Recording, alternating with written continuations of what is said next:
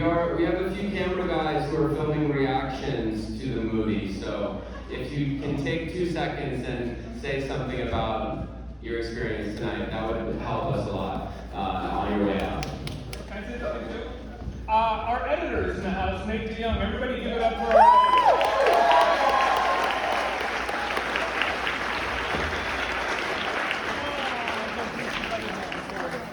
Thank you all again for being here. We will allow the audience to ask a few questions, but before doing that, I'd love to ask Oscar a couple of questions.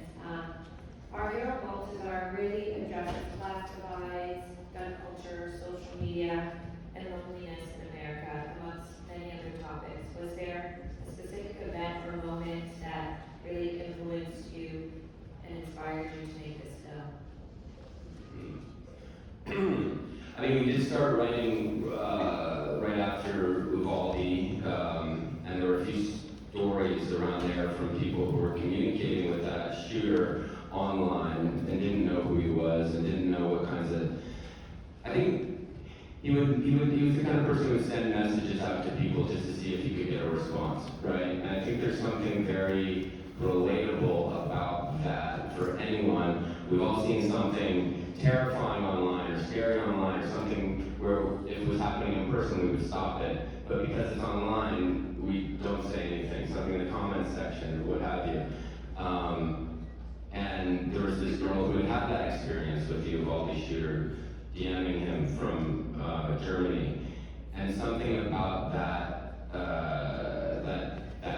feeling being very relatable, and could we give that to this character Balthazar?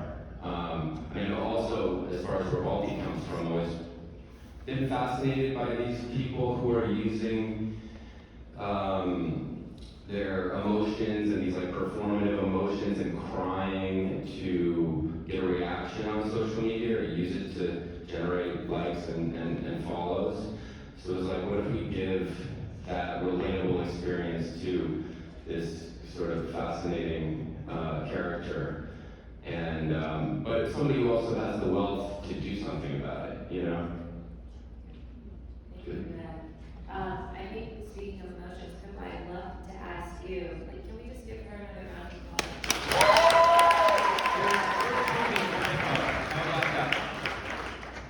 You really brought a grounded performance to just the entire film, and I want to know, how did you prepare to really go underneath these emotional undercurrents, and what drew you to want to do this project? I'm just super congested right now, just prefacing that to say this is not what I sound like. I did a lot of work with my acting coach, Roy Haverlack at Skytime Entertainment. He's the best. I took a lot of personality tests, like the Myers-Briggs personality test, and also like BuzzFeed quizzes, like as Eleanor. And yeah, she speaks super differently than I do. Like, IRL friends, her whole monologue when she's talking at Gore, the act on guy. So I talked to Oscar and Ricky. I was like, so what is she actually saying here? Because I don't really know. I'd never say this. So yeah, just really staying connected and in touch with these guys on making sure I knew what they wanted Eleanor to convey with, or in this film, like in making sure I was properly embodying the part that they wanted her to play in this role. So yeah, communicating with these guys, little personal work, you know, scene breakdown. Yeah. You did a great job. Thank you. And Ricky, as a producer, we'd love to just understand what it took to bring this complex, timely story to life, and what were some of the challenges behind getting it made, and what impact do you hope the film had? Well, I produced and I wrote it with Oscar. Oscar is really the main producer of the movie. I was there for all of the challenges in terms of bringing this story to life. Those challenges largely consisted of people saying, "Are you guys fucking crazy?" No. And then people being like, "I think you guys are onto something," and us being like, "Okay, great. Let's keep teasing and keep pulling this through and keep working on it." And I think for us, the challenges of bringing this story to life was, we know what we like when we go see a movie. And that is that we want to laugh, and we want to be shocked, and we want to be uncomfortable, and we want to just feel, you know? I don't know if that necessarily means that we have largely desensitized dead souls, and we need something that really, like, kicks us in the teeth in so many ways to make us feel, but that's who we are. And so how do we do that with this story while at the same time making sure that at no moment anyone thinks that we are making fun of victims, that we are making fun of people that are scared? Because I would hope that was a topic of conversation every day we wrote, every day we shot, every day we edited, because we're scared, and we look at the world and we're scared, and we look at the world and we see a terrifying place that is putting not just kids who this movie happens to be about, but general people in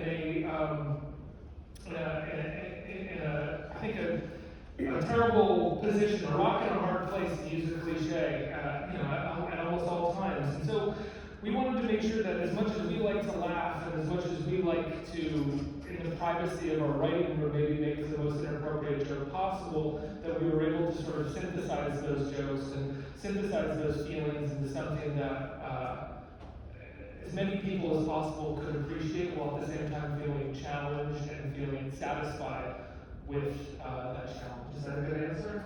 Okay, cool.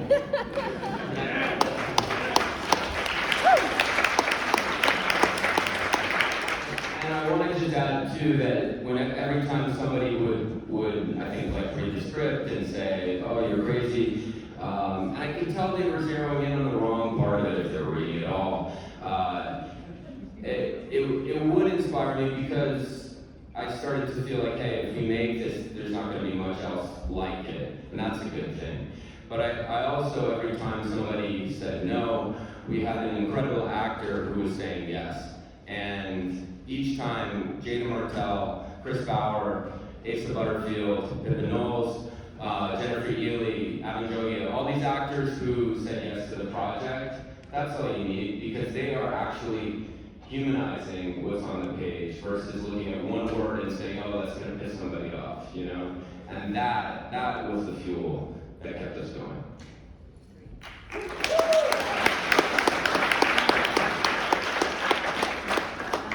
I'd love to see if anyone in the audience has a question. Okay, Richard, go ahead. Did you guys know somebody like Balthazar? I am both. Yeah. Ricky and I met 17 years ago online. A long story. I'm online, and I think there were a lot of different characters that inspire you. With the actors, I give Asa and Balthazar, Asa and Jaden both, like videos and examples. Take them or leave them.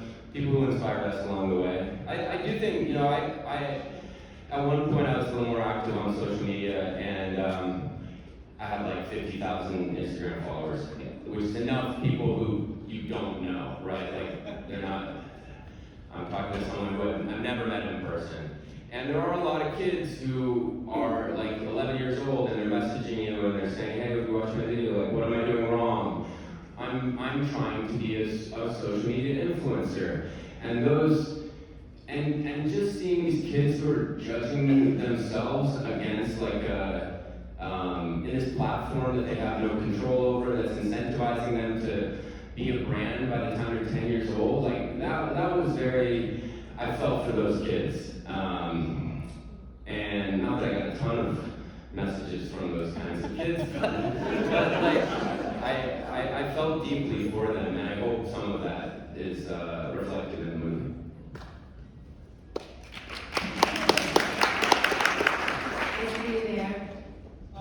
Yeah, I love the movie. Oh, nerd! Hey, what's up, Ricky? Amazing. When you guys were writing the film together, it didn't go where I wanted it to go. I love the ending, but like, was there ever, when you guys were figuring out the ending, a hope lingering or a happy ending, or something that's just different than how bleak it was? If that was always the plan, to have a bleak ending.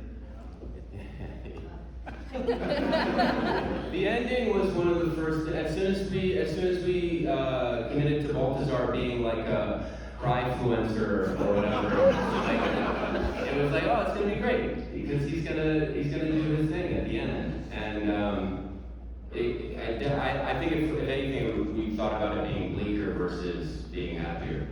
Yeah, we definitely had bleaker endings leading up to the ending, but once Oscar came across the idea of this cryfluencer thing, that seemed to be the best possible ending, that he would go from this small audience that we never really know how small or large it is online to what we would consider a mainstream audience, and it would work just as well, if not better. I think that it's bleak, but it seems appropriate and truthful. And hopefully it's kind of a punchline in a way. Hopefully the punchline, while bleak, the punchline is still satisfying enough to not feel like you're just getting kicked in the dick. Sorry. Do we have any more questions? Okay, so you're black. Yeah, this is for Pippa. So Pippa, what was this experience working on the film? Was there anything you learned on this set that was maybe new or surprising or interesting? How much you can get done in 5 days? Because I was only on for the last 5 days of the shoot. Is that true? Yeah. Oh wow. Yeah, last 5 days, last Thursday, Friday, then Monday through Wednesday. Yeah. So that, and I think, yeah. Can I ask, what was that like, Pippa? This is your first movie. You must have been so excited and preparing. Not to assume or be presumptuous based off of working with us or anything, but I think that you were probably very excited and preparing a lot, and then all of a sudden to have only 5 days to get it done. What does that feel like? I do wish that I would, thank you, Ricky. I wish that I was on for longer, just because this was such a good crew to work with. Jarod was such an awesome scene partner. I think he was like one of 5 actors that I worked with, which is so crazy, because I'm a theater kid, I work with like 20 people per project. So working with such a limited amount of people acting wise was crazy. But yeah, I learned a lot working with Jarod. I learned a lot working with you guys. And yeah, it was bittersweet to be done with it, but I really like doing this, and this definitely solidified that this is what I want to do. So thank you guys.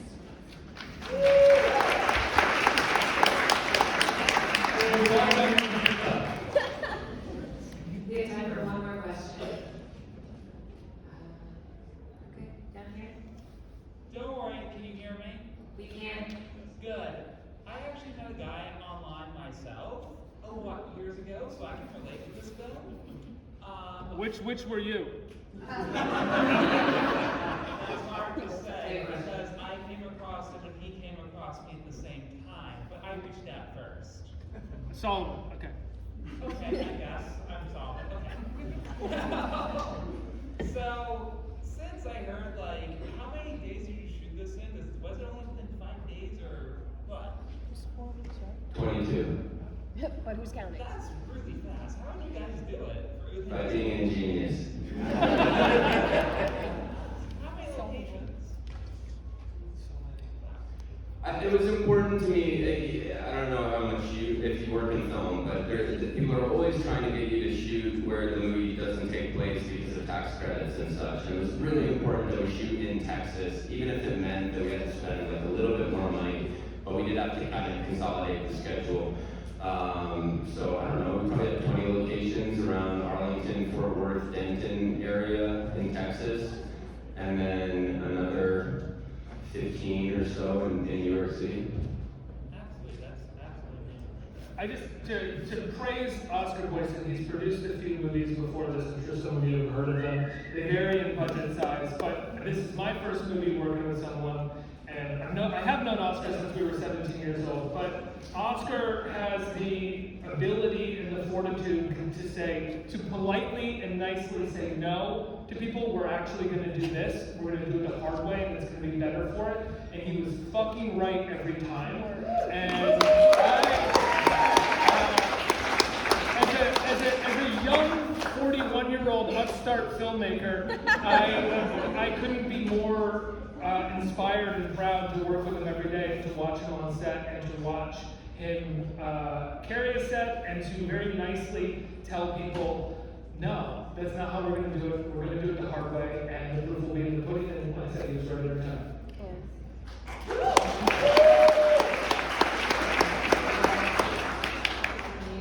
My last question I just want to ask you is, what do you hope this impact is for this film on the audience, especially with, us having to deal with this in real life? Where do you hope this film goes, and what do you want it to really be with? Well, we never want to be preachy or like a message movie. Those are exactly the opposite of what we're trying to do. I think the best you can do is give people an entertaining vehicle, right? Like a roller coaster that makes them feel something, that is not boring, that takes them on a ride. And then after, when you are talking about the movie, hopefully you start to, peel a few layers off the onion and say, oh yeah, that was actually not what I thought it was at all. And if your brain gets opened up a little bit and twisted a little bit, then maybe you start asking questions that you wouldn't be normally asking, and that's about the best a movie can do.